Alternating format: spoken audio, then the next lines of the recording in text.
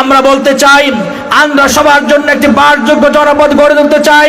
জামাত ইসলামী আমির বলেছেন, মুসলমানদের মসজিদ যদি পাহারা দেয়া না লাগে, হিন্দু খ্রিস্টান বৌদ্ধদের উপাসনালয় পাহারা দেয়া লাগবে না। আগামী দিনে সেরকম রাষ্ট্র আমরা প্রতিষ্ঠা করব ইনশাআল্লাহ। আমাদের এই দেশে কে সংখ্যালঘু কে সংখ্যাগুরু তার ভিত্তিতে নয়, বরং এই দেশে আমরা জন্মগ্রহণ করেছি, জন্মগত অধিকার নিয়ে আমরা এই সমাজে বসবাস করব ইনশাআল্লাহ। এই কথাগুলো শুধুমাত্র কথার মাঝে থাকে না। আপনারা দেখেছেন উত্তরবঙ্গে হিন্দুদের একটি অনুষ্ঠানে নৌকাডুবিতে 71 জন নিহত হয়েছিল হিন্দু ভাই এবং বোনেরা।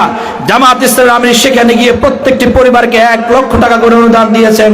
পরবর্তী বছরে গিয়ে তাদের সন্তানদের লেখাপড়ার দায়িত্ব নিয়েছেন।